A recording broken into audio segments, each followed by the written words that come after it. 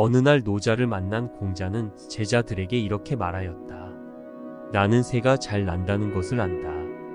물고기가 잘 헤엄친다는 것도 안다. 짐승이 잘 달린다는 것도 나는 잘 안다. 달아나는 자에게는 그물을 칠 수 있고 헤엄치는 것에게는 낚시질 할 수 있으며 나는 것에게는 화살을 쏘아 올릴 수 있다. 그러나 용에 대하여는 나는 그것이 어떻게 바람과 구름을 타고 하늘에 올라가는지 알지 못한다. 나는 오늘 노자를 만났다. 그는 용과 같은 존재라고나 할까? 노자를 본 공자의 감상평입니다. 정말 극찬을 아끼지 않았습니다. 중국의 사상가이며 도가 철학의 시조인 노자가 저술한 도덕경이 궁금하지 않으신가요? 도덕경 상편 1탄입니다. 천천히 들어보시면 당신이 찾고 있는 해답을 듣게 되실 수도 있습니다. 영상 시작 전 좋아요와 구독은 큰 힘이 됩니다. 일장 말할 수 있는 도는 불변의 도가 아니다. 도라 말할 수 있는 도는 변하지 않는 도가 아니고 부를 수 있는 이름은 언제나 변하지 않는 이름이 아니다. 이름이 없는 것은 천지의 처음이고 이름이 있는 것은 만물의 어머니 있다. 그러므로 항상 욕심이 없는 것으로 미묘한 본체를 살피고 항상 욕심이 있는 것으로 그 순환하는 현상을 살핀다. 이 둘은 같이 나와 이름을 달리하며 둘 다 현묘한 것이라고 한다. 현묘하고 현묘한 모든 묘리가 나오는 분이다. 이 장 무엇이 아름다움이고 무엇이 추악함인가? 사람들이 아름답다 하니 아름다운 줄 알지만 이는 추악한 것이고 선하다고 하니 선한 줄 알지만 이는 선하지 않은 것이다. 그러므로 있고 없는 것이 서로 낳고 어렵고 쉬운 것이 서로 이루고 길고 짧은 것이 서로 비교되고 높고 낮은 것이 서로 기울어지고 음과 소리가 서로 조화를 이루고 앞과 뒤가 서로 따른다. 이로써 성인은 무의의 일에 처하여 무언의 가르침을 행한다.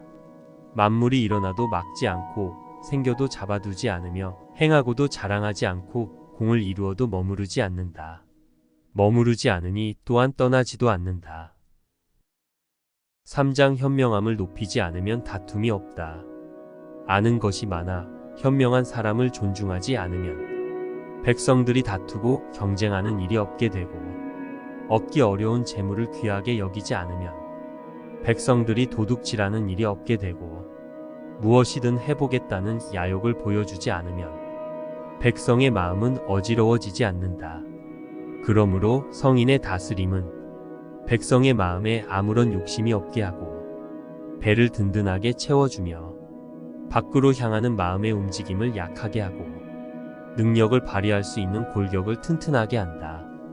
항상 백성으로 하여금 암도 없고 욕심도 없게 하며 아는 자로 하여금 감히 장깨를 부리지 못하게 한다. 무의의 다스림으로 다스려지지 않는 일이 없다. 4장 도는 하느님보다 먼저 존재했다. 도는 비어 있으나 아무리 사용해도 늘 가득 차 있고 넘치지 않는다. 깊고 넓어서 만물의 근본인 것 같다. 날카로운 것을 무디게 하고 복잡한 것을 풀며 빛을 부드럽게 하여 티끌에도 뒤섞이건만 맑고 고요함이 늘 그대로 있는 것 같다. 나는 그 도가 누구의 자식인지 알 수 없으나 아마 우주를 주재하는 하느님보다 먼저 있었던 것 같다. 5장 말이 많으면 반드시 막히게 된다. 하늘과 땅은 어질지 않아서 사람처럼 사랑하고 미워하지 않으므로 세상 만물을 짚으로 만든 강아지와 같이 여긴다. 성인도 어질지 않아서 백성들을 짚으로 만든 강아지와 같이 여긴다. 하늘과 땅 사이는 풀무와 같아서 비어 있으나 힘이 끝이 없고 움직일수록 힘이 더욱 커진다. 말이 많으면 이치에 공궁하게 되니 가만히 있는 것만 못하다. 6장 도는 만물의 어머니이다. 도는 텅 빈 골짜기의 신과 같고 그 신은 결코 죽지 않으니 이를 신비로운 암컷이라 부른다. 신비로운 암컷의 부는 천지만물의 생명의 근원, 처음도 없고 끝도 없이 끊임없이 존재하여 이것을 근원으로 연이어 생성하여도 지쳐 없어지지 않는다. 7장 자신을 떠나 잊음으로 존재하게 된다. 하늘은 길고 땅은 오래다. 천지가 길고 또한 오래일 수 있는 것은 스스로 목숨을 늘리려 하지 않기 때문이다. 그러므로 능히 오래 살 수 있다. 성인은 자신을 뒤에 머물게 함으로 앞서고 자신을 떠나 잊음으로 자신이 존재하게 된다. 그것은 사사로운 욕심이 없기 때문이다. 자신을 없앰으로 자신을 이룩할 수 있는 것이다. 8장 최상의 선은 물과 같다. 최상의 선은 물과 같다. 물은 만물에게 혜택을 주지만 다투는 일이 없고 사람들이 싫어하는 낮은 곳에 위치한다. 그러므로 무의 자연의 도의 모습과 가까운 것이다. 사는 곳으로는 땅 위가 좋고 마음의 상태로는 모처럼 깊은 것이 좋고 친구는 어진 사람이 좋고 말은 진실한 것이 좋고 정치나 법률은 세상이 잘 다스려지는 것이 좋고 일을 처리하는 데에는 유능한 것이 좋고 행동은 적당한 시기를 아는 것이 좋다. 물 또한 이러한 것들을 모두 갖추고 있다. 즉 땅 위에 안정되어 있고 깊이 되어 못을 이루고 만물의 혜택을 주어 사랑을 베푼다. 물의 위대함은 만물의 순응에 다투지 않음에 있다. 다투지 않음으로 실수도 잘못도 범하지 않게 되니 도를 체득한 성인의 모습도 이 물과 같다. 9장 공을 이루었으면 물러나야 한다.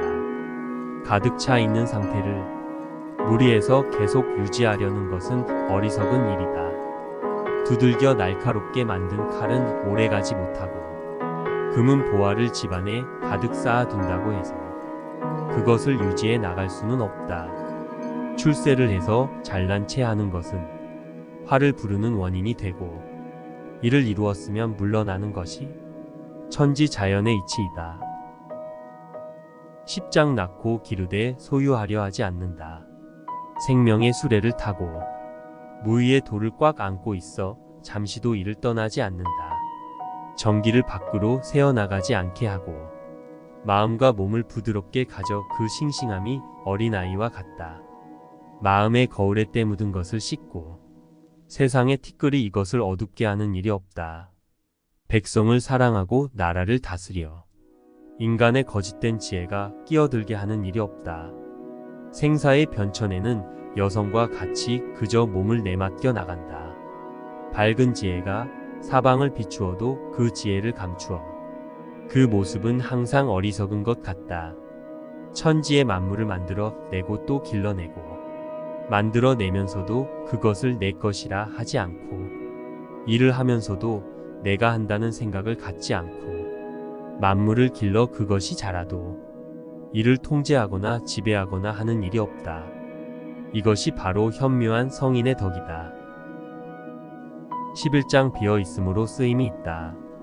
30개의 바퀴살이 바퀴통에 모여 있으나 바퀴통 복판이 비어 있음으로 쓸모가 있고 찰흙을 이겨 옹기 그릇을 만드나 그 한가운데가 비어 있어 쓸모가 있다.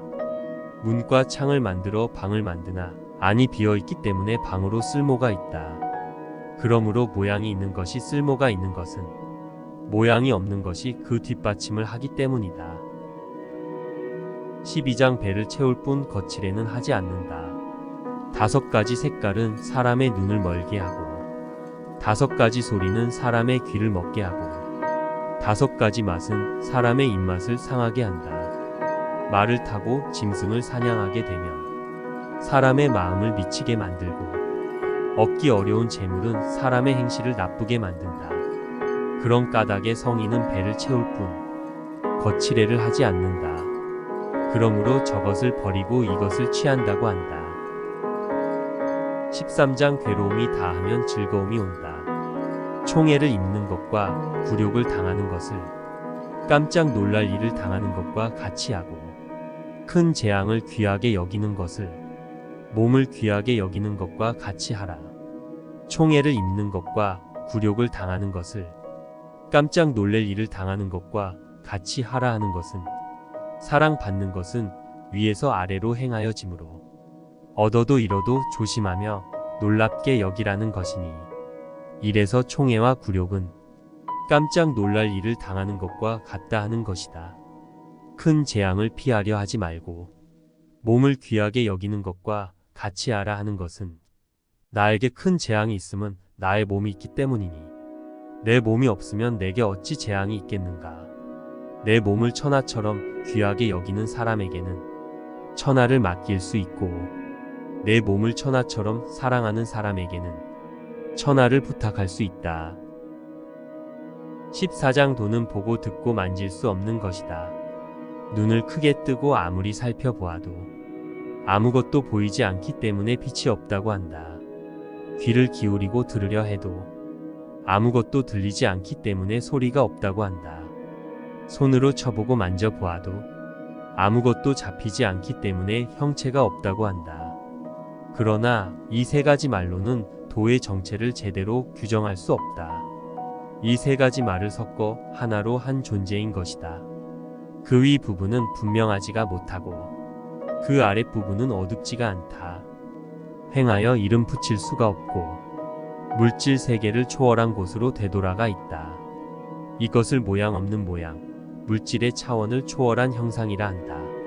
어렴풋해서 뭐라고 말할 수 없는 그런 것이다. 앞에서 본다고 그 머리가 보일 리 없고 뒤에서 본다고 그 꼬리가 보일 리 없다. 태고 때부터 진리를 꼭 잡고 삼라만상을 주재하고 있다. 역사와 시간의 첫 근원을 알 수 있는 것, 그것을 도의 본질이라 한다. 15장 참된 사람은 가득 채우려 하지 않는다. 예로부터 도를 닦은 훌륭한 선비는 미묘하고 심원하여 그 깊이를 헤아려 알 수가 없다. 깊이를 헤아려 알 수 없기에 모습을 억지로 묘사해보면 머뭇거리며 나아가지 못하는 모습은 추운 겨울에 찬 냇물을 건너가는 것과 같고 주저하며 뒤를 살피는 모습은 주위를 둘러싼 적을 두려워하는 것과 같다. 엄숙해서 감히 함부로 할 수 없는 것은 손님의 당당한 모습과 같고 부드럽게 막힘이 없는 것은 봄바람에 녹는 얼음과 같다. 꾸밈이 없는 것은 마치 산에서 갓 베어낸 통나무와 같고 구애되지 않는 마음은 텅 비어있는 골짜기와 같으며 세상과 한데 섞여 있는 모습은 마치 흐려진 물과도 같다. 흐린 물을 흐린 채 그대로 두어 서서히 가라앉아 맑아지게 하는 그런 무의의 일을 그 누가 하겠는가.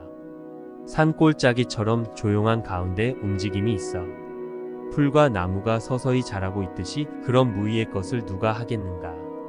이 무의의 도를 몸에 품고 있는 사람은 보름달처럼 꽉 차 있는 것을 바라는 일이 없다.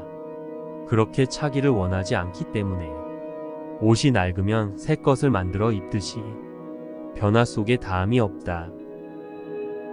16장 자신 본래의 참모습으로 돌아가라.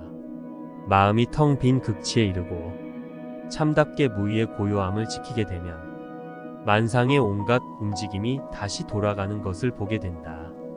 만상이 갖가지 모습으로 움직이고 있지만 저마다 자신의 뿌리고 돌아가고 있는 것이다. 뿌리고 돌아가 있는 것을 고여 무의의 고요함이라 말하고 고요한 것을 명 각자 본래의 참 모습으로 돌아가 있다고 한다. 명에 돌아가 있는 것을 떳떳함, 영원 불멸이라 말하며 떳떳한 본연의 모습에 눈뜨는 것을 밝음, 절대의 지혜라 한다. 떳떳한 모습을 깨닫지 못하면 경거망동에서 불길하다. 떳떳한 것을 깨달으면 누구에게 대해서나 너그럽게 되고 너그럽게 되면 공평무사하며 왕자의 덕을 갖추게 되고 왕자의 덕을 갖추면 하늘과 같이 광대해지며 하늘처럼 넓고 커지면 무의의 도와 하나가 되고 무의의 도와 하나가 되면 영원 불멸이 된다. 몸을 마칠 때까지 편안히 살게 되는 것이다. 17장 최상의 다스림은 존재만을 알게 하는 것이다. 백성을 다스리는 지배자로는 백성들이 다만 그의 존재를 알고 있을 뿐인 것이 최상이고 백성들이 다정함을 느끼고 칭송하는 것은 그 다음이다. 지배자를 두려워하는 정치는 그 아래이며 백성들이 업신여기게끔 되면 가장 낮은 지배자다. 지배자에게 말과 행동이 일치하는 진실함이 부족하면 백성들로부터 신용을 얻지 못한다. 무의의 성인인 나는 유유히 말하지 않는 가르침을 행하여 화욕의 공을 온전히 하고 큰 일을 성취시키지만 백성들은 모두 나를 있는 그대로라고 생각한다. 18장 지혜가 있으므로 속임이 있게 되었다. 큰 도가 행해지지 않게 되자 사랑이니 정인이 하는 도덕이 강조되게 되었고 교활한 지혜가 발달하자 인간이 만든 규칙이 널리 퍼지게 되었다. 집안 사람끼리 다투는 일이 생기게 되면 부자 사이의 도덕 문제가 논란이 되고 나라의 질서가 문란해지면 충신이 만들어지게 된다.